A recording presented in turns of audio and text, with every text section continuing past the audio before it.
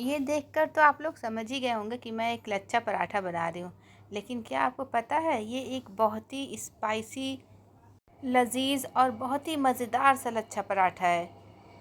और वैसे भी सर्दियों का मौसम शुरू हो चुका है और इस मौसम में नाश्ते में पूड़ी पराठे मिल जाए तो फिर तो दिन ही बन जाता है। तो चलिए बनाते हैं ये बहुत ही स्पाइसी, यूनिक सा टेस्ट वाला लच्छा पराठा। तो इसके लिए यहाँ हम एक एकदम सिंपल सी हरी मिर्च और लहसुन की चटनी तैयार करेंगे।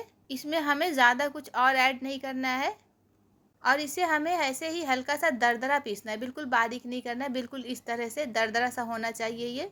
और दूसरी तरफ हम पराठे का आटा लगा लेते हैं। यहाँ मैंने 2 कप आटा लिया है और उसके साथ ही इसमें ऐड कर देंगे हाफ टी स्पून के करीब नमक, 1 टीस्पून शुगर पाउडर। इसको ज़रूर ऐड करिएगा, इससे टेस्ट बहुत अच्छा आएगा। 2 टेबल स्पून यहाँ मैंने घी शामिल किया है, आप चाहें तो तेल भी डाल सकते हैं।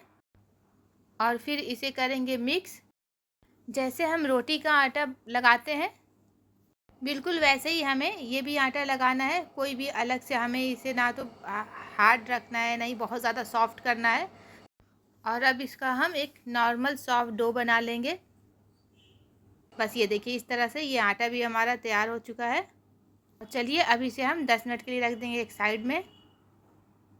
और दूसरी तरफ मैंने यहाँ बिल्कुल फाइन प्याज को चॉप किया है और उसके साथ ही ये चटनी है जो भी हमने पीसी थी। साथ में थोड़े से धनिया के पत्ते लेंगे बिल्कुल बारीक कट करके। और चलिए अब हम पराठा बनाना शुरू करते हैं। तो सबसे पहले मैंने यहाँ पे आटे का पेड़ा ले लिया है, अब इसे रोल कर लेंगे। अच्छा, यहाँ जो मैं रोटी बना रही हूँ इसे मैंने थोड़ा सा थिक बनाया है। जो हम नॉर्मल रोटी बनाते हैं ना, बस उससे थोड़ा सा थिक। बहुत ज़्यादा पतली हमें नहीं रखना है, बहुत ज़्यादा थिक भी नहीं करना है। बस इस तरह से देखिए ये कितने अच्छे से हो गया है। तो चलिए अब इस पर हम लगाएंगे घी अच्छे अमाउंट में लगाइएगा और इसे हाथों से स्प्रेड कर देंगे। आप चाहें तो स्पून की भी हेल्प ले सकते हैं, पर ये हाथों से ज़्यादा अच्छे से हो जाता है। और इसी के ऊपर जो हमने मिर्ची की चटनी बनाकर रखी थी उसे भी लगाएंगे। यहाँ मैंने चटनी में कोई भी धनिया की पत्ती या कुछ भी अलग से चीज़ें ऐड नहीं की है, उसकी ज़रूरत नहीं है, वरना इसका टेस्ट फिर चेंज हो जाएगा, नॉर्मल सैंडविच टाइप वाला टेस्ट हो जाएगा।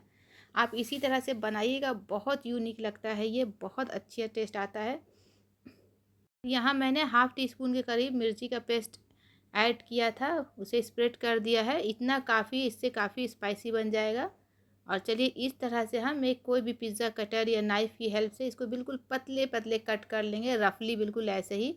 क्योंकि जितनी ज़्यादा इसमें कट करेंगे उतना अच्छा हमारा पराठा बनकर तैयार होगा। ये देखिए बिल्कुल इस तरह से हमें करना है। और अब इसे हाथों की हेल्प से एक जगह करेंगे हम दोनों साइड से इस तरह से, बिल्कुल आराम से।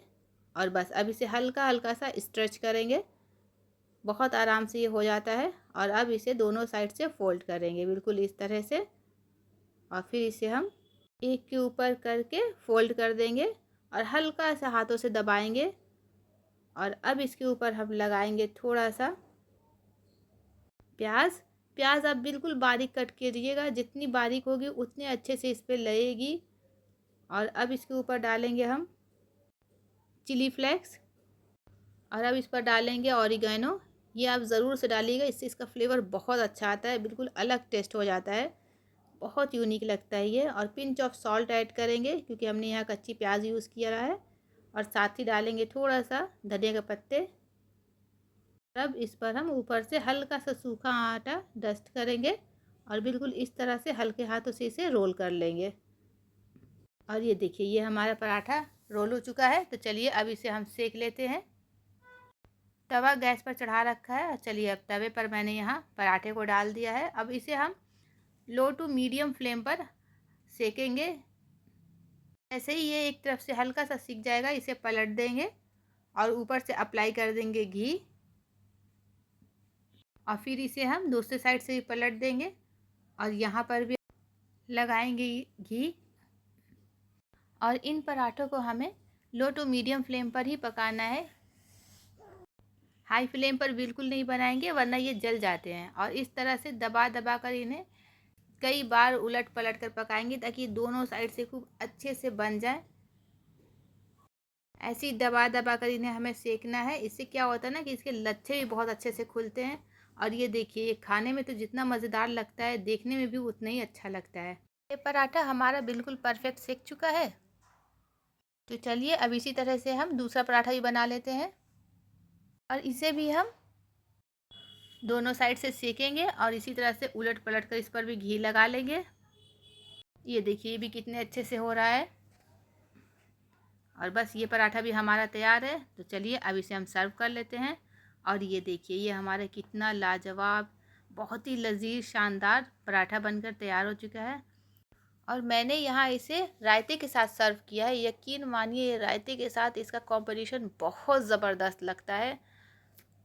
आप भी इसे ज़रूर बनाइएगा, बहुत अलग टेस्ट होता है और बहुत आसान इसे बनाना, बहुत कम टाइम लगता है।